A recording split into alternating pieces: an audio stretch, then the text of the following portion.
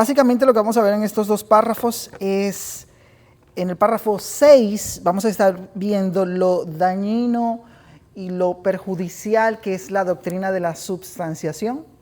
Y en el párrafo número 7 vamos a estar viendo la manera correcta y adecuada de la participación de la cena del Señor. ¿Okay? Sin más, vamos a leer el párrafo 6 del capítulo 30 de nuestra confesión de fe, que trata el tema de la cena del Señor. Dice el párrafo 6 de la siguiente manera. Dice: la doctrina que sostiene un cambio de sustancia del pan y del vino en la sustancia del cuerpo y la sangre de Cristo, llamada comúnmente transubstanciación, por la consagración de un sacerdote o de algún otro modo, es repugnante no solo a las Escrituras, sino también al sentido común y a la razón. Echa abajo la naturaleza de la ordenanza y ha sido y es la causa de muchísimas supersticiones y además de crasas idolatrías. Ese párrafo tiene mucho que pudiéramos hablar, pero es mucho de lo que nosotros ya hemos hablado. Nosotros hemos definido lo que es la transubstanciación. Llegamos a ver también, pero por cierto, sí tenemos claro ya en este punto lo que es la transubstanciación, ¿cierto? Si yo les pidiera que me den un concepto de la transubstanciación, ¿cómo lo definirían? A ver, un valiente que se atreva. Bueno, es el malentendimiento que se toma de la religión católica, donde se dice que en las prácticas de la cena el pan y el vino toman literalmente la posición de cuerpo y sangre de Cristo. Muy bien dicho, porque contiene lo que quería que tengan en mente, ¿ok? Es una enseñanza de la Iglesia Católica Romana, el hermano lo mencionó, que declara que al momento de la celebración de la Cena del Señor, el pan y el vino se convierten literalmente en el cuerpo y la sangre del Señor. Ya eso lo hemos hablado, lo hablamos bastante la semana pasada. Este párrafo, de hecho, comienza definiendo, ¿sí?, la transubstanciación. Dice: es la doctrina que sostiene un cambio de sustancia del pan y del vino en la sustancia del cuerpo y la sangre de Cristo. Y colocan entre paréntesis, llamada comúnmente transubstanciación. Añade: por la consagración de un sacerdote. Y eso también lo vimos la semana pasada. Los que estaban acá recordarán cómo decíamos que al momento en que el sacerdote eleva los elementos, a eso ellos llaman la consagración, según ellos, es en ese momento en que ocurre el milagro del cambio de esencia, de sustancia, del pan y el vino en el cuerpo y la sangre del Señor. También lo tocamos. Y llegamos a mencionar también cómo eso es contrario a la enseñanza bíblica. Y el párrafo acá dice, es repugnante no solo a las Escrituras, sino también al sentido común y a la razón. Termina el párrafo diciendo que esa doctrina de la transubstanciación echa abajo la naturaleza de la ordenanza y ha sido y es la causa de muchísimas supersticiones y además de crasas idolatrías. Y es ahí donde vamos a centrar nuestra atención en la primera parte de la clase en esta hora. Vamos a ver cómo esta doctrina de la transubstanciación mueve a quienes creen en ella a la idolatría, a la superstición. Y eventualmente esas enseñanzas son dañinas y son perjudiciales. Vamos a ver en primer lugar la adoración a la hostia. La adoración a la hostia. La transubstanciación enseña, ¿sí?, que el pan y el vino se convierten literalmente en el cuerpo y la sangre del Señor. Para nosotros, los protestantes, por supuesto, esta creencia hace que la adoración de lo que ellos llaman la hostia sea, por supuesto, una forma de idolatría. Es, pues en lugar de adorar al Dios único, invisible, que es espíritu, pues se le rinde culto a un objeto físico, en este caso el pan. Y la semana pasada mencionamos unos casos de la vida real bien particularmente supersticiosos. ¿Cómo desarrollan superstición alrededor del pan? Pues entienden que allí está el cuerpo del Señor y eso debe ser altamente venerado por ellos. Pero nosotros entendemos que eso es una violación directa al segundo mandamiento. ¿Cuál es el segundo mandamiento? Así.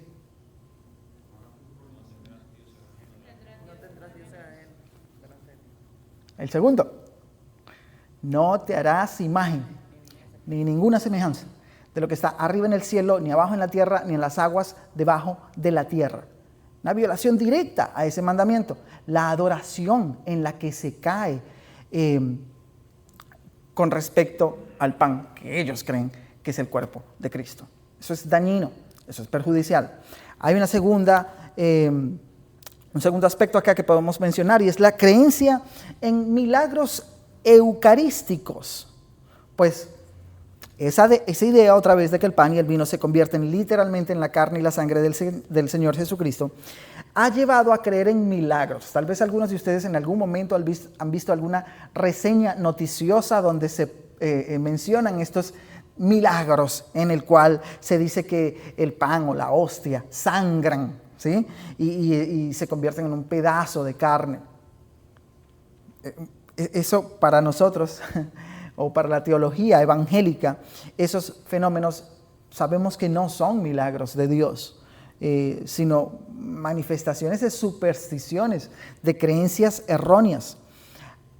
Ese tipo de superstición lo que crea es distracción. Eso distrae al pueblo en lo que ellos deberían colocar su atención, en lo que esos elementos representan. Esa superstición distrae de la fe en la obra terminada del Señor Jesucristo y pone la atención en esa experiencia mística en lugar del Evangelio. ¿Levantó la mano, hermano? No, perdón. Correcto. Sí. Un tercer aspecto, los últimos dos son más importantes. El sacerdote como intermediario. Lo mencionamos de pasada, la semana pasada también. La doctrina de la transubstanciación se basa en que el sacerdote tiene el poder de cambiar la esencia del pan y del vino. Es en ese momento en que él eleva los elementos. Es él que lo hace, según la doctrina católico-romana. Por supuesto, desde nuestra perspectiva protestante, eso le da al sacerdote una autoridad espiritual particular. Lo mencionábamos también en la clase pasada. El sacerdote no repartían el pan a toda la congregación, o aún en muchos sitios no lo hacen, pero el sacerdote sí lo come, la copa. El sacerdote sí la bebe. La copa no es repartida a todos los congregantes, pero el sacerdote sí. Y porque él la toma, entonces él como intermediario entre Cristo y la iglesia, ya toda la iglesia lo tomó. Así que esa doctrina pone al sacerdote como un intermediario.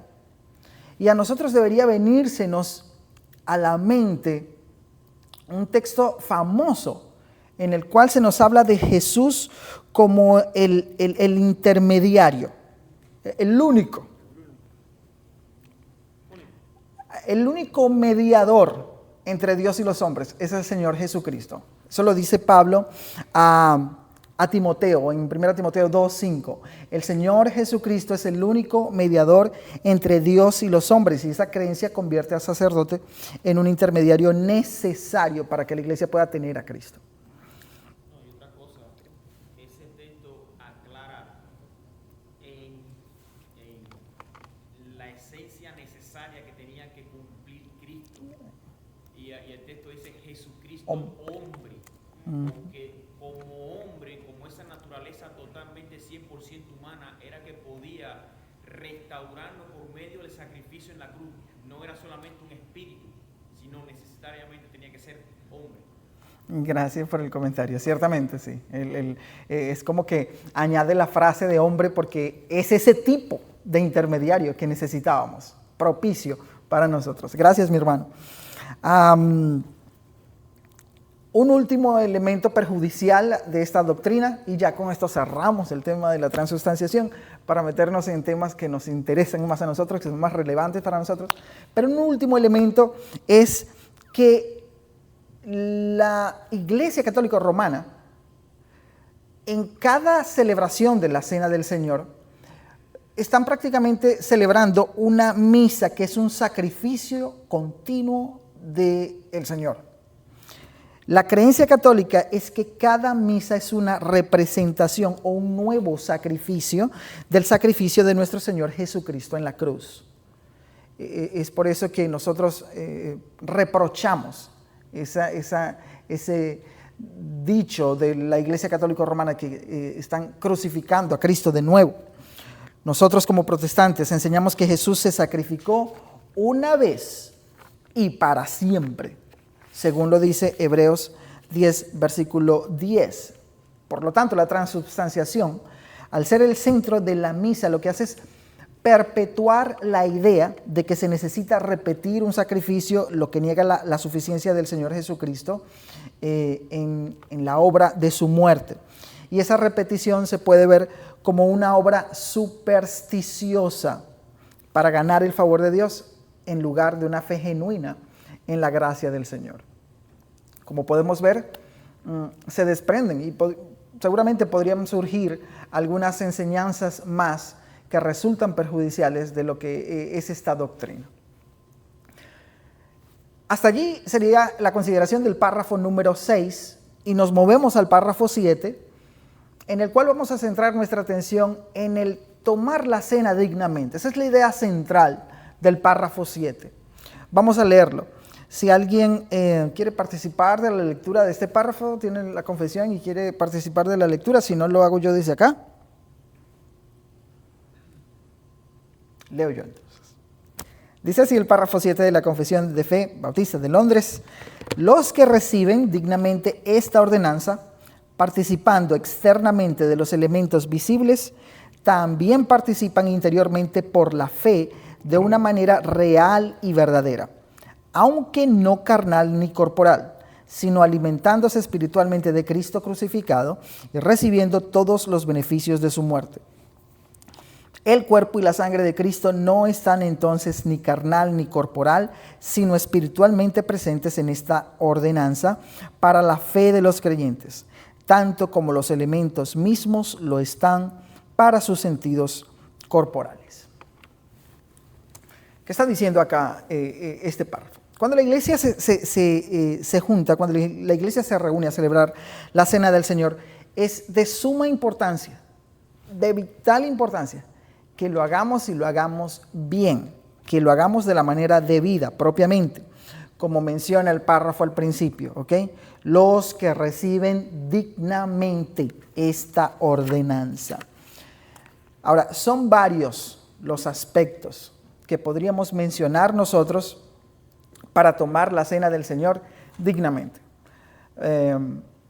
Permítanme mencionarles en primer lugar un primer aspecto que debemos nosotros considerar para tomar la Cena del Señor dignamente, y es la importancia de reconocer la presencia del Señor en el memorial. Eso es vital, mejor dicho.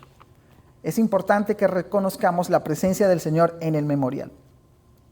De hecho, el párrafo así lo menciona, ¿ok? Dice que los que reciben dignamente esta ordenanza, participando externamente de los elementos visibles, es decir, cuando tomamos el pan y el vino físicamente, también participan interiormente por la fe. ¿De qué? ¿De qué participan interiormente por la fe? Dice, de una manera real y verdadera, aunque no carnal ni corporal, sino alimentándose espiritualmente de Cristo. Participamos alimentándonos de Él como crucificado y recibiendo los beneficios de esa muerte. Eso, mis hermanos, debemos tenerlo nosotros en mente, presente. Estamos participando de la presencia del Señor, no en forma física, en ninguna manera, como lo plantea la forma católica, es decir, comer y beber al Señor de forma física, sino de una manera espiritual. Y alguien conversando con alguien la semana pasada, me decía, realmente nosotros debemos estar convencidos de lo que está sucediendo. Y es así, debemos estar plenamente convencidos del tipo de presencia de Cristo en medio nuestro a la hora de celebrar la Cena del Señor. La semana pasada también estuvimos mencionando algo acerca de qué significaba comer espiritualmente a Cristo. Y uno de los hermanos presentes, muy generosamente, nos leyó parte de la respuesta a una de las preguntas que aparecen en el Catecismo de Heidelberg, hablando acerca de la Cena del Señor. Y la traje aquí porque creo que es bastante esclarecedora. Escuchen. Dice, Cristo no habla así sin una razón poderosa, cuando dice que el pan es su cuerpo y la copa es su sangre. Cristo no habla así sin una razón poderosa, y es para enseñarnos que así como el pan y el vino sustentan la vida corporal, su cuerpo crucificado y su sangre derramada son la verdadera comida y bebida que alimentan nuestras almas para la vida eterna. Más aún, para asegurarnos por estas señales y sellos visibles que por obra del Espíritu Santo somos participantes de su cuerpo y sangre, tan cierto como que tomamos estos sagrados símbolos en su memoria, y también que su pasión y obediencia son tan ciertamente nuestras como si nosotros mismos en nuestras personas hubiéramos sufrido la pena y satisfecho a Dios por nuestros pecados. Esta cita la consideré importante porque capta la esencia de la presencia del Señor Jesús en la mesa, y además coincide con la enseñanza de los autores de la confesión cuando hace uso de la misma fraseología que utilizó el Señor en el capítulo 6 del Evangelio de Juan. Y si ustedes se fijan en el párrafo, acá el párrafo 7, los autores de la confesión nos están direccionando a Juan capítulo 6 cuando hablan acerca del comer espiritual, del participar espiritualmente del Señor. Ahora, Juan capítulo 6 no habla de la Cena del Señor, pero es sorprendente la similitud entre la fraseología utilizada, y nos va a ayudar a entender a qué se refería el Señor Jesús cuando dijo: esto es mi cuerpo, tomad, comed, y esta copa es mi sangre del nuevo pacto. Así que vamos a ir al Evangelio de Juan, nos vamos a quedar un rato estacionados allí, porque la consideración del pasaje, aunque sea de manera muy rápida, nos va a ayudar a entender ese hablar del Señor. Juan capítulo 6. En Juan capítulo 6, el texto nos va a relatar un intento de capacitación que el Señor quiso tener con la multitud, con los judíos. Acaba el Señor de realizar el milagro de la alimentación de los 5,000, y habiendo efectuado ese milagro, las multitudes, dice en Juan 6, versículos 14 y 15, que quisieron apoderarse de él para hacerle rey.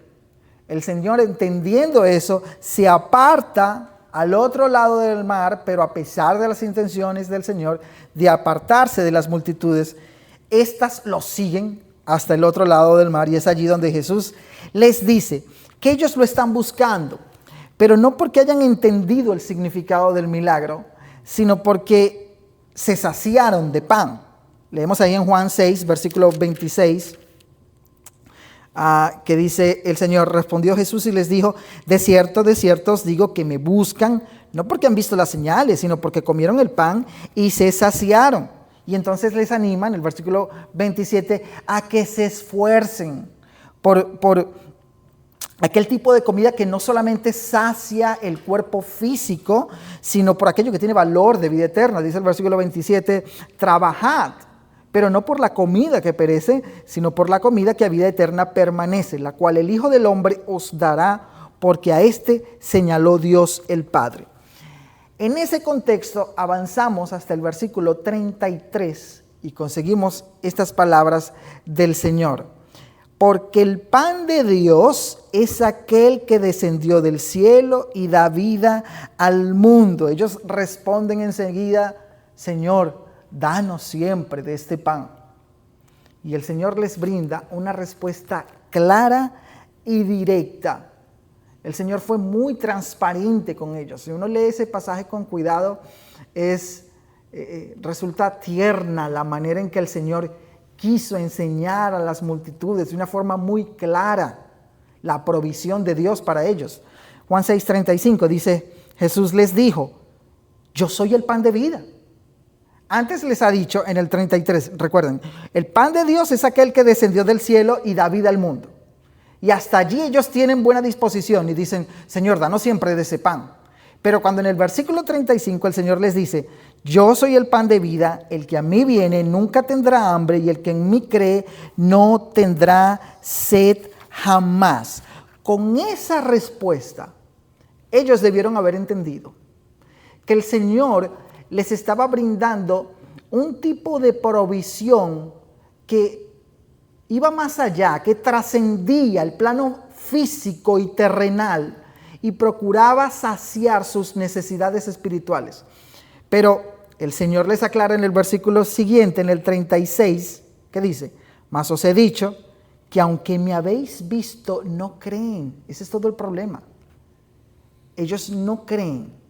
Hasta allí han prestado una aparente disposición. Danos siempre de ese pan.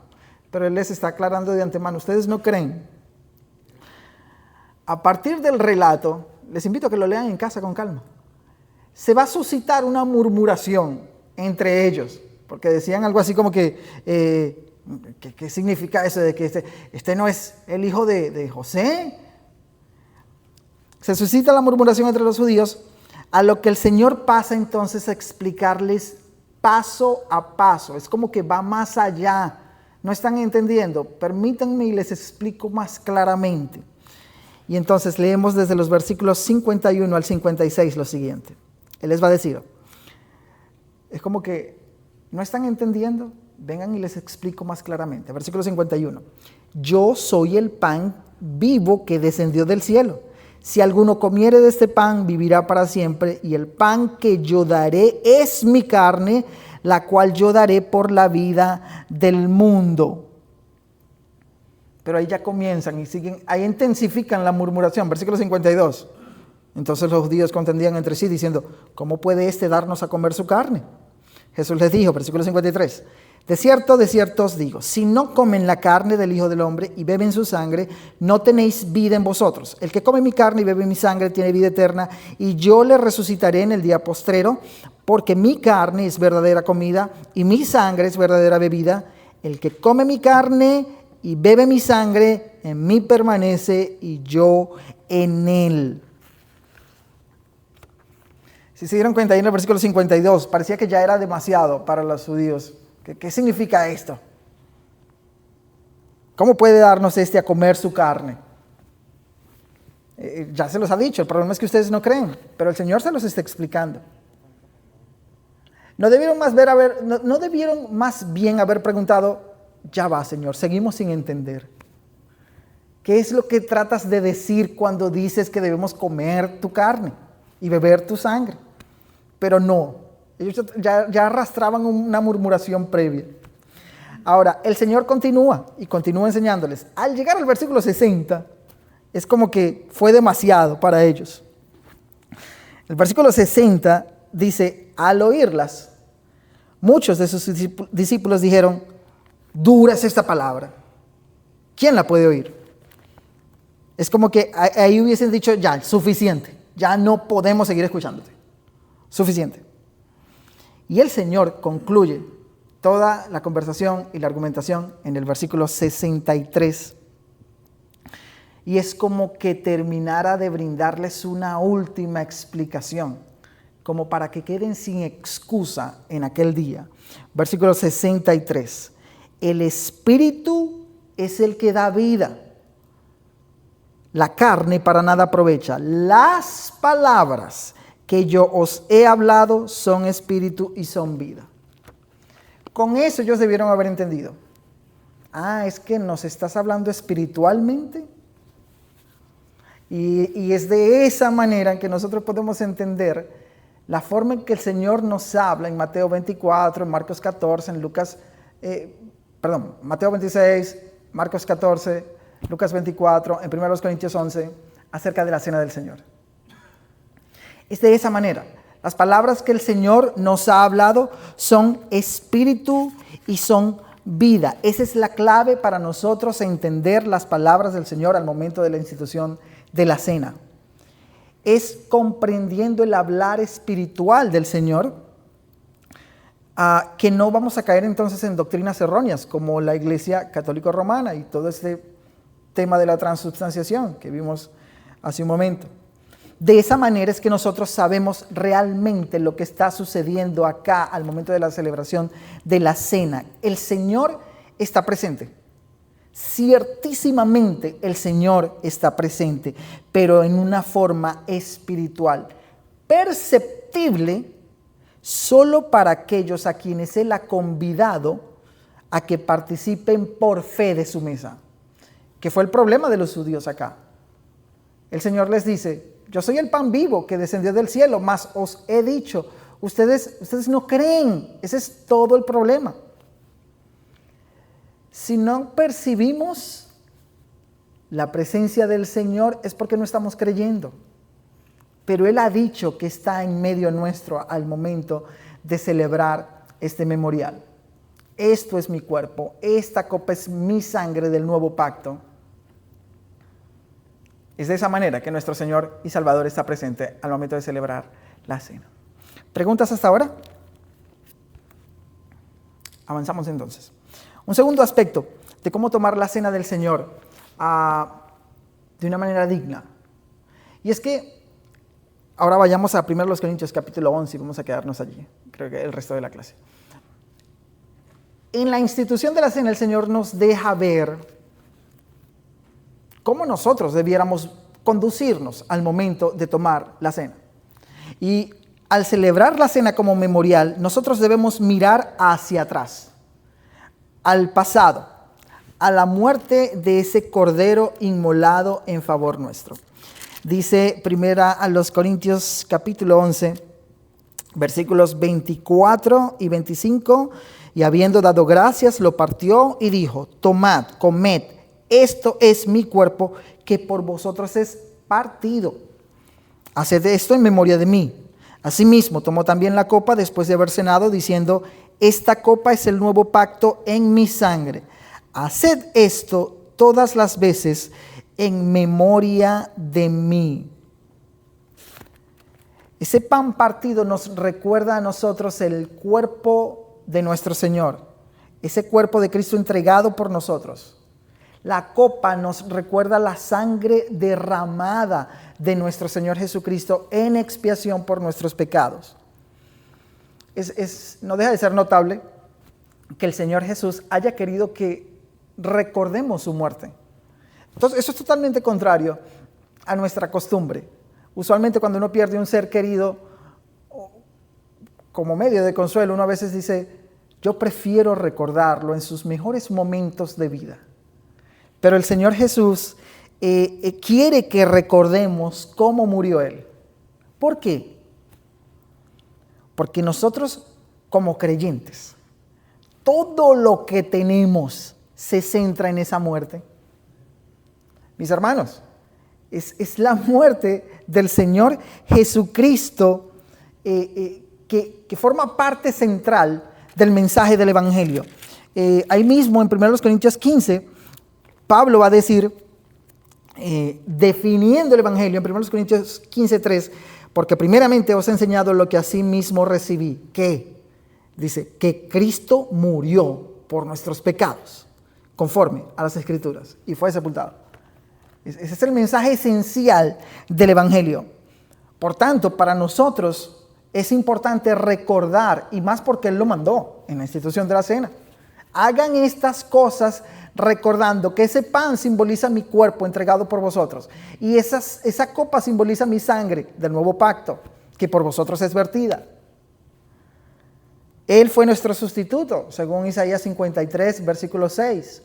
Alguien que me ayude en la lectura, alguien que por favor lea Isaías 53, 6, y otro hermano que lea 1 de Pedro 2, versículo 24. Esos textos nos hablan de esto y resaltan la importancia de la obra sustitutoria de nuestro Señor en favor nuestro. Por favor, hermano.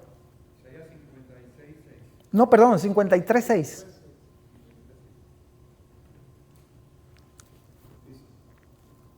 Todos nosotros nos descarriamos como ovejas, cada cual se apartó por su camino, mas Jehová cargó en él el pecado de todos nosotros. Los extraviados fuimos nosotros, los descarriados fuimos nosotros, pero fue el Señor que por la muerte de Cristo tomó nuestros pecados y los cargó en él. 1 de Pedro 2:24, ¿alguien lo tiene?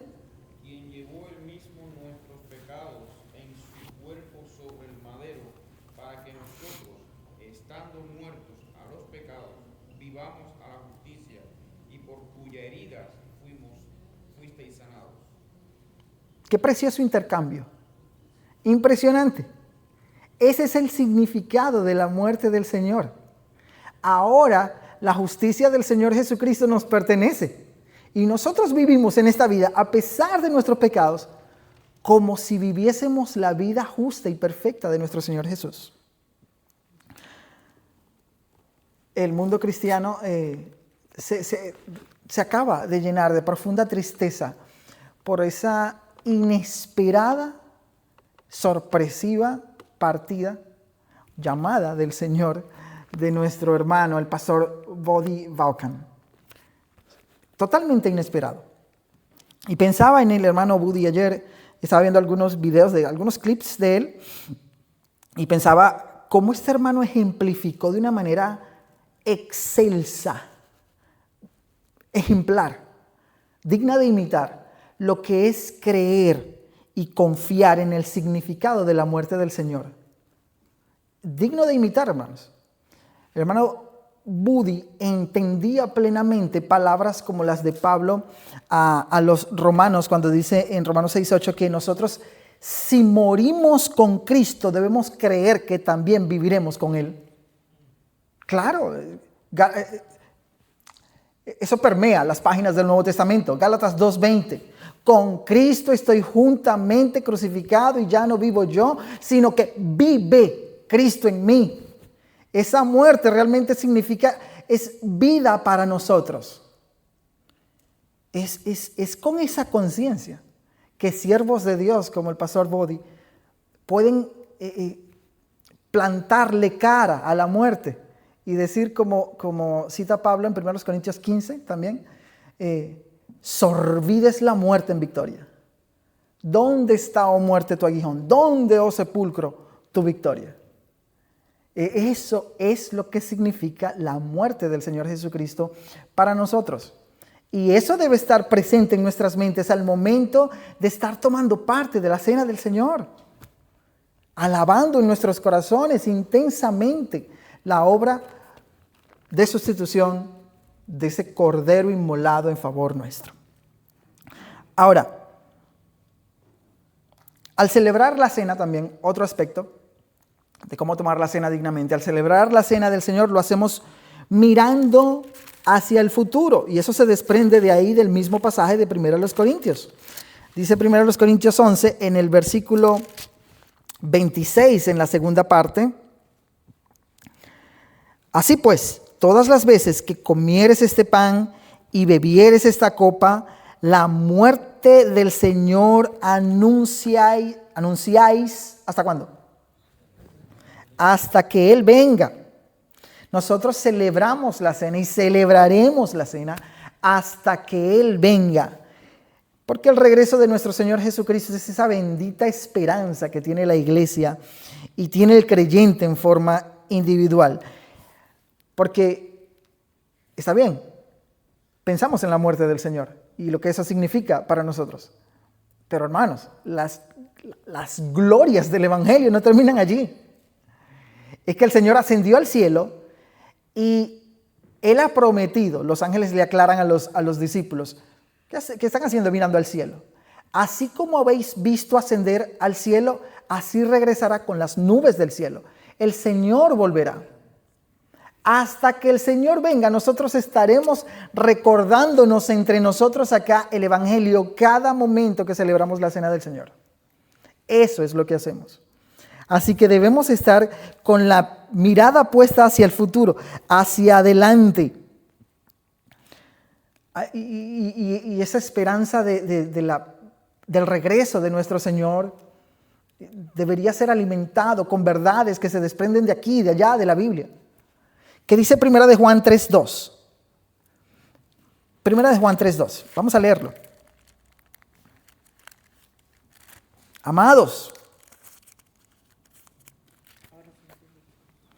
ahora somos hijos de Dios y aún no se ha manifestado lo que hemos de ser, pero sabemos que cuando Él se manifieste, seremos semejantes a Él porque le veremos tal como Él es. ¡Wow! Eso debe cargar nuestros corazones de un entusiasmo continuo. Porque cuando el Señor regrese, nosotros entonces seremos transformados en la misma imagen de Él. Nosotros debemos imitar al apóstol Juan en cómo finaliza la Biblia, por allá en Apocalipsis 22. ¿Recuerdan? Cuando el Señor dice, ciertamente vengo en breve. ¿Qué responde el apóstol Juan? Amén. Sí, Señor Jesús, ven. Así que hasta ahora hemos visto que debemos estar conscientes de la presencia, de la presencia plena espiritual del Señor al momento de celebrar la cena. Debemos tener una mirada consciente de la muerte del Señor Jesucristo, de lo que significó su entrega, y debemos tener también una mirada puesta hacia el futuro, hacia el regreso de nuestro Señor Jesucristo. Vamos a ver un último aspecto, y es que al celebrar la Cena del Señor lo hacemos mirando a nuestro alrededor. Pero antes de eso, déjeme darle la palabra a mi hermano José Alberto. Sí, yo quería compartir algo cuando usted hablaba es evidente la relación de la Cena del Señor con el sacrificio de Cristo. Y hay una pregunta, ¿no?, que uno de estos documentos se hace y nos habla, ¿no?, de una manera aplicativa, ¿no? Y nos dice, ¿cómo te recuerda y te asegura la Cena del Señor que eres participante del único sacrificio de Cristo realizado en la cruz y de todos sus beneficios? Es decir, que hay una relación, y alguien se hizo esta pregunta, ¿no? ¿Qué beneficio y cómo participo yo de este sacrificio que Cristo hizo por nosotros? Y realmente hay unos aspectos, ¿no?, que dice que el hecho de que su cuerpo fue ofrecido y partido en la cruz por mí y de que su sangre fue vertida por mí es tan cierto como que yo veo a mis propios ojos que el pan del Señor es partido por mí y que la copa me es dada a mí. Y en segundo lugar, que el hecho de que Él mismo alimenta y nutre mi alma para vida eterna con su cuerpo crucificado y su sangre vertida es tan cierto como que yo recibo el pan y la copa del Señor de las manos del ministro y la saboreo con la boca como señales certeras del cuerpo, y la sangre de Cristo. Fíjate, es interesante porque realmente hoy en día la Cena del Señor como que se ha distorsionado y muchas iglesias, cuando los ministros están enseñando, están ofreciendo esta cena a la iglesia, es como, yo lo digo porque yo lo viví. Y cuando hablaban de esto, es como que la cena del Señor estaba tan lejos del creyente que no podíamos alcanzarlo. Teníamos que estar tan santos y sin pecado prácticamente para poder llegar a esta cena o participar de esta cena. Y realmente no es así, porque es que esta cena fue hecha para nosotros. Fue hecha, fíjate, una de las cosas que nos beneficia más que a Cristo, nos beneficia a nosotros. ¿Por qué? Porque nos recuerda lo que Cristo hizo por nosotros. Y realmente eso es lo que nos ayuda, es lo que Cristo decía, bueno, recuerden esto, que yo morí por ustedes y que yo ofrecí mi cuerpo y derramé mi sangre por amor a ustedes y por salvarlos a ustedes. Y esto es algo que nos ayuda a nosotros, por eso que la Cena del Señor se hace diariamente, ¿no? Hagan esto. Muchas iglesias lo hacen todos los domingos, otros la gente lo hacen con más frecuencia, pero ¿por qué? Porque entienden que realmente esto nos recuerda y nos acerca más a Cristo. Y nos recuerda, no se olviden, que yo morí por ustedes. Gracias, mi hermano, muchas gracias. Eso que acaba de mencionar el hermano José Alberto es muy importante, porque debemos tenerlo en cuenta de no percibir la celebración como algo general, que no está, como que yo estoy algo distante de eso. Nosotros debemos aprender a recibir los beneficios del Señor para su iglesia de forma personal. De hecho, así hablan los apóstoles. ¿Se acuerdan de Pablo en Gálatas 2:20 que acabamos de mencionar? Pablo dice en Gálatas 2:20, con Cristo estoy juntamente crucificado y ya no vivo yo, sino que vive Cristo en mí. Él no habla en términos generales. Él no dice, Cristo habita en la iglesia. Él dice, Cristo habita en mí. Y es eso a lo que se está refiriendo principalmente la mención de la cita del hermano. Y gracias, mi hermano, por ese aporte. Debemos ver la cena del Señor como algo íntimo. El Señor nos invitó a participar de su mesa. Así que podríamos contarlo como un beneficio más. Bien, decíamos, pastor. Para seguir en la línea de mi hermano Rodrigo, muy buen aporte. Pero también mirando un poco más allá, y totalmente de acuerdo, o sea, no debemos verlo como algo inalcanzable, sino que está hecho para nosotros los creyentes. Pero también debemos pensar que en ese momento también nos confronta a mirar cómo están nuestras vidas. ¿Sí? Porque ciertamente el Señor nos llama a vivir una vida en santidad, ¿verdad? Agradable a Él. No perfecta, y si pensamos que yo debo ser digno, ninguno de nosotros somos dignos verdaderamente, sino por su misericordia y su amor nos acercamos a la mesa. Pero el punto que quiero traer es que nos lleva a reflexionar en ese momento también cómo está mi vida delante del Señor. Por ejemplo, si yo tengo una enemistad con algún hermano, no es que no voy a participar de la Santa Cena, sino yo debo ponerme en paz con ese hermano o con esa hermana antes de participar. Porque tenemos que pensar que la Santa Cena o la Cena del Señor debemos verlo en un contexto de comunidad. Somos una comunidad de fe. Entonces, debemos pensar también en eso. Porque si no hablamos de ese punto, entonces no importa cómo esté mi vida, yo voy a participar así. ¿Sí? Solamente para reflexionar quería agregar eso. Gracias, pastor. Y eso lo vamos a estar viendo cuando abordemos el último párrafo de la confesión. Vamos a tocar, y por eso yo no quise juntarlo junto con estos puntos, porque sospechaba que el tiempo no me iba a dar, y creo que es importante que la iglesia entienda muy bien lo que acaba de mencionar el pastor, porque forma parte precisamente de esas actitudes del tomar la cena indignamente. ¿Okay? Pero entonces eso lo vamos a estar viendo la próxima semana, si el Señor lo permite, cuando abordemos entonces el párrafo 8, que habla de tomar la cena indignamente. Ahora, un tanto relacionado con lo que mencionaba el pastor y mi hermano José Alberto, es este cuarto y último aspecto a considerar para tomar la cena del Señor dignamente. Y es que nosotros, al celebrar la cena del Señor, lo hacemos mirando a nuestro alrededor, al cuerpo de Cristo. Es verdad, acabamos de decir, nosotros debemos tomar la cena de una forma personal, apropiarnos de esos beneficios para nosotros, sin perder de vista que formamos parte de un cuerpo. Primero los Corintios 11, versículo 29, en la primera parte. Dice así. Asimismo los profetas hablan. No, primero los Corintios 11, 29. 11, 29. Porque el que come y bebe indignamente, sin discernir el cuerpo del Señor, juicio come y bebe para sí. Sin discernir el cuerpo del Señor. Nosotros cuando nos juntamos como iglesia, nosotros no debemos mirar alrededor con el propósito de criticar a los demás. No, para nada. sino para discernir el cuerpo de Cristo. Eso estaba envuelto en la reprensión que Pablo le va a hacer a los corintios anteriormente, en ese contexto, pero otra vez, seguramente deberíamos ver eso de una manera un tanto más detallada la próxima semana.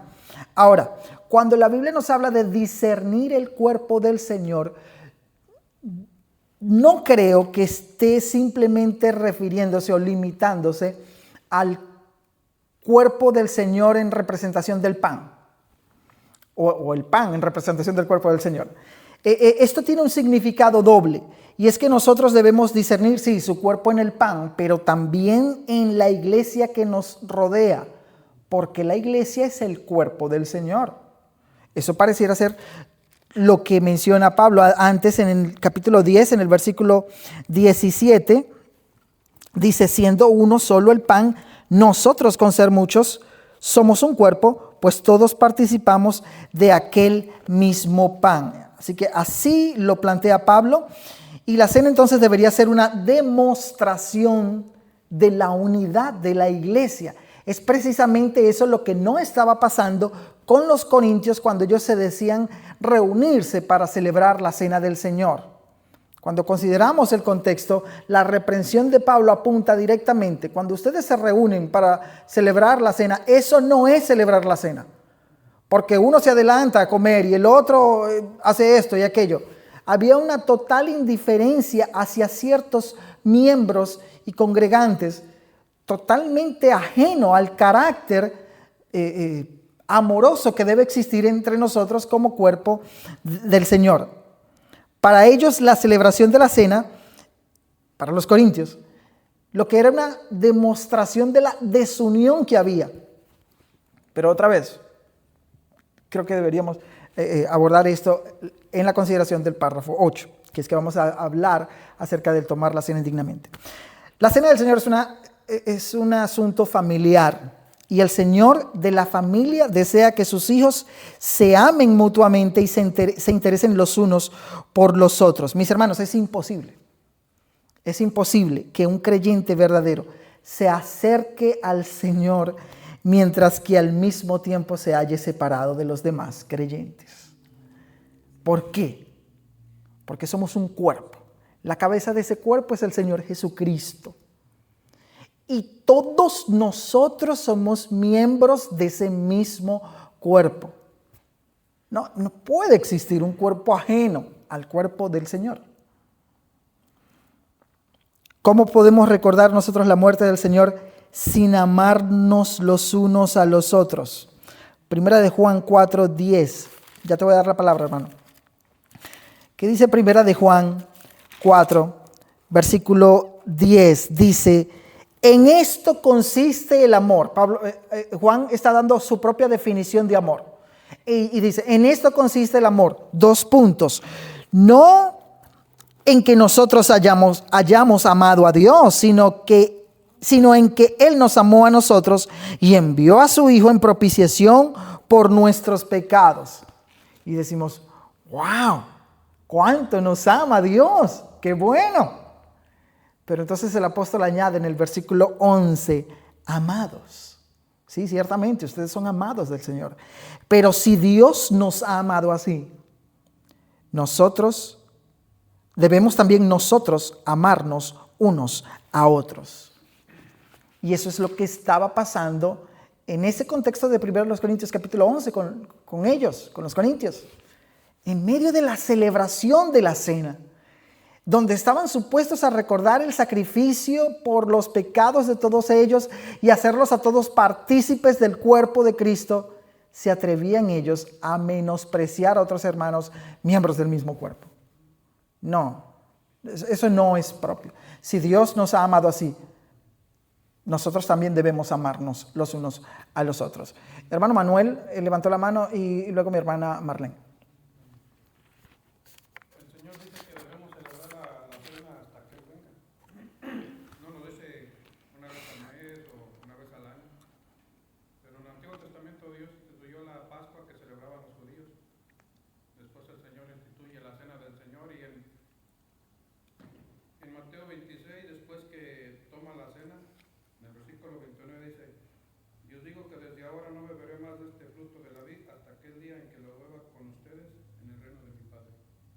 la pregunta? Porque me da a entender que en el reino de Dios todavía vamos a seguir celebrando, quizás no como lo hacemos ahorita para recordar su muerte, pero dice que vamos en el reino de Dios cuando el Señor beberá aún de esta copa, de este fruto. Entonces, de algún modo en el reino de Dios todavía vamos a seguir celebrando, pero ahora no sabemos cómo. Sí, definitivamente, Apocalipsis. Vamos a beber en el reino juntamente con él. Dice, no la voy a volver a beber hasta aquel día que la beba con ustedes en el reino de mi Padre. Definitivamente, así lo creo. Apocalipsis habla de las cenas de las bodas del Cordero. Históricamente la iglesia ha creído que el Señor detiene, según el ritual de la Pascua, eran 4 copas de vino que tomaban en la cena pascual. Se piensa que en el momento de la celebración de la Pascua el Señor tomó hasta la 3ª copa, guardó la 4ª para aquel momento en que se vuelva a encontrar con su iglesia. Y así lo creemos. La iglesia tradicionalmente ha creído que nos juntaremos nuevamente con el Señor a celebrar esa unión de su iglesia ya vestida de lino fino, purificada por la obra del Señor en favor de ella, y celebraremos y volveremos a tomar la copa con el Señor. Hermana Marlene. Sí, para citar un texto con respecto a lo que usted hablaba, de que debemos amarnos, y aquí la palabra del Señor es muy clara en esto, que dice, el que dice que está en luz y aborrece a su hermano, está todavía en tinieblas. El que ama a su hermano permanece en la luz, y en él no hay tropiezo. Pero el que aborrece a su hermano está en tinieblas, y anda en tinieblas, y no sabe dónde va, porque las tinieblas le han cegado los ojos. Amén. Gracias, mi hermana. Definitivamente ser teórico es fácil. Es muy fácil nosotros andar por la vida profesando que amamos, que de verdad somos buena gente. Pero eso se evidencia realmente en nuestro obrar. ¿Okay? El que dice que está en luz, pero aborrece a su hermano, no. Tu testimonio no cuenta para nada. Bien, mis hermanos, en conclusión, comer el pan y beber la copa dignamente es, en palabras simples, si pudiéramos resumir esta clase en esta hora, es hacerlo recordando, alabando y magnificando la obra de expiación del Señor Jesús en la cruz, muriendo por los muchos. Y está encerrado allí en la enseñanza de 1 Corintios 11, del 23 al 26. Este pan es mi cuerpo, que por vosotros es partido. Haced esto en memoria de mí. Esta copa es mi sangre del nuevo pacto. Nosotros recreamos simbólicamente la muerte del Señor. El pan es su cuerpo, la copa es su sangre, y al comer el pan simbolizamos ese cuerpo molido por nuestros pecados. Al beber de la copa, nosotros damos a entender cómo esa sangre de Cristo, que no es en ninguna manera como la sangre de los machos cabríos, que según Hebreos 10:4 no podía quitar los pecados. No, la sangre del Señor no es así. La sangre del Señor sí tiene la eficacia de borrar nuestras rebeliones y limpiarnos, incluso limpiar nuestras conciencias de obras muertas, y entonces poder servir al Dios vivo. Ese tipo de cosas deben estar presentes en nuestra mente al venir acá a celebrar la Cena del Señor. Todo esto ha de estar envuelto en nuestra celebración de la Santa Cena. Es tener en nuestras mentes claramente definido lo que el sacrificio del Señor representa. Y como lo hemos dicho, pues esa actitud debe estar presente ¿hasta cuándo? Hasta que Él venga. Cada vez que celebremos la copa, hasta que Él venga. Que el Señor nos ayude para que maduremos cada vez más, haciéndonos más conscientes de su preciosa presencia, de lo que su muerte significa, de cómo tenemos la esperanza de que Él regresará, y de cómo debemos conducirnos entre nosotros como hermanos, amándonos y reflejando ese amor de nuestro Señor.